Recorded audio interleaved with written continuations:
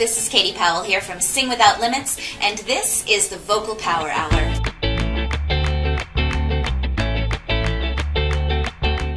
Today, I'm going to show you how to not lose your voice when singing, ever.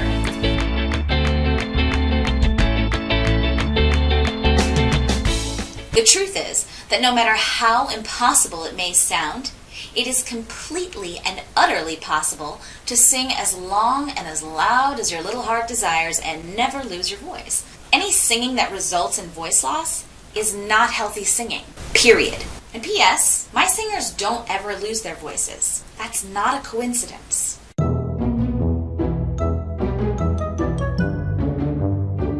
Now, there are two primary things that you need to have in order to never lose your voice. One, proper vocal technique, and two, good vocal health habits. So today, I'm going to show you a few of the essentials to prevent voice loss. Like I always say, what healthy singing mostly requires is for us to just let go of bad habits and bad information and just get back to what our bodies were naturally designed to do. Just be. First, you need to have proper breath and solid support. I know. Everyone says this, and I'm not telling you anything you don't already know. And maybe there are videos that you could watch of firecrackers going off in stupid people's pants somewhere instead.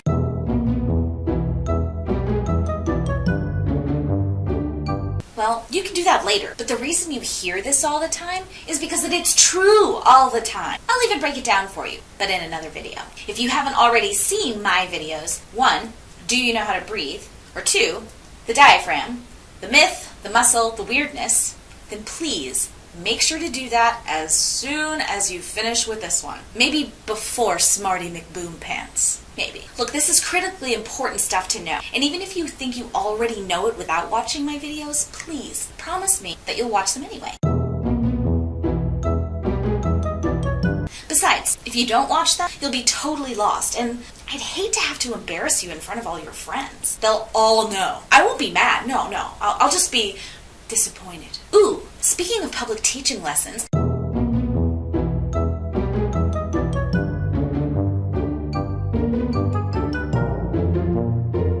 so be there if any of this seems mysterious or challenging and you have a question. Okay, back to what I was saying about never losing your voice. Once you have mastered proper breath and solid support, you've tackled two of the most important parts of singing in a healthy way, so you never lose your voice while singing. And you haven't even made any sound yet!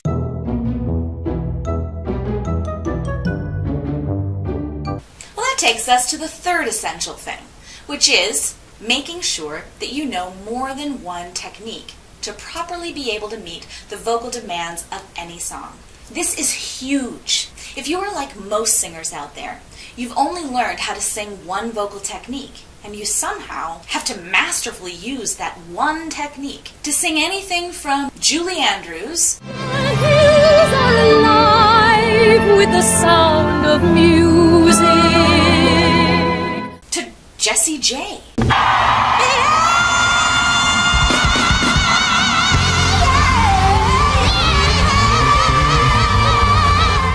Also, if you sing like either of those women, I would like to commend you on your impressive talent. However, I can tell you with certainty that if you only learned how to sing Julie Andrews style, you sure as hell aren't going to be able to use that technique to sing Jessie J. So, you need to make sure you know how to adapt your voice, because it is possible, correctly and healthily, to meet the demands of whatever song is in front of you. And in case you're wondering, no, healthy does not mean compromising style or edge.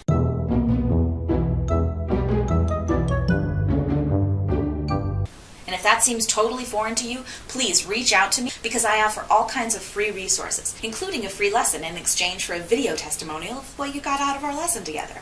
And I'm happy to share this stuff with you because it's super important and so often ignored. Well, that covers the basic essentials of the good technique necessary for never losing your voice. So let's shift gears a little and talk about a few vocal health essentials. Now, I normally don't like to get into people's business and tell them what to do,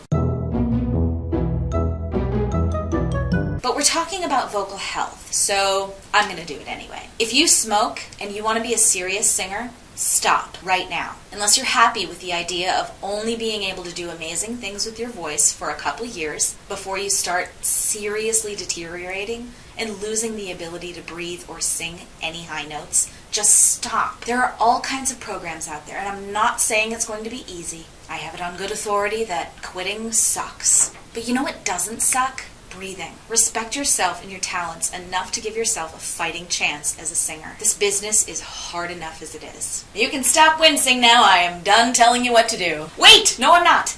Drink some water, you. Let's talk about water. In the United States, about 75% of the population is dehydrated. If you don't know the rule of thumb about water, it's this. Take your body weight and divide it in half. The number that you get is how many ounces of water you need to drink each day.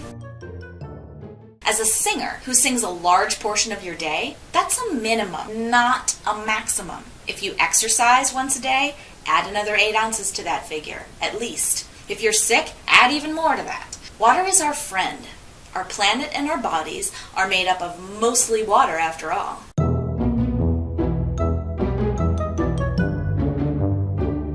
And the more you get, the better you'll be. Yes, you will pee all day long. So what? Dehydration isn't just bad for your overall health, it's specifically bad for your voice.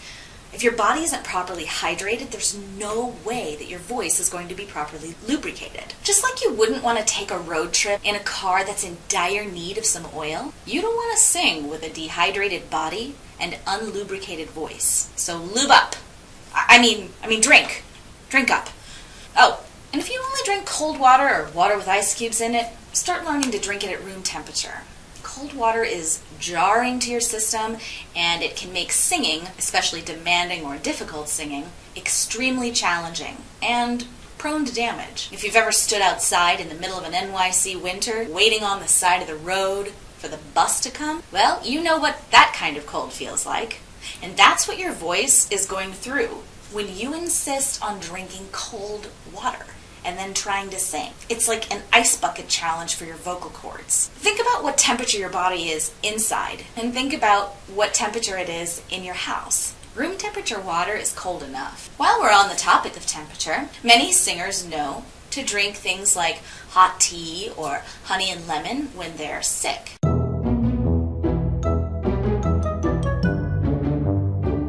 And that's fine and dandy, and it's a lovely gesture, but wait for the steam to go away before you drink it. Just like cold is jarring to your system, so is extreme heat. Now that I've taken away all of your joy, you're welcome, I'm going to mention one last guilty pleasure that is a pesky one for singers: dairy. I love me some dairy, so I know how hard this one can be. But if you are singing regularly, you need to end your love affair with dairy.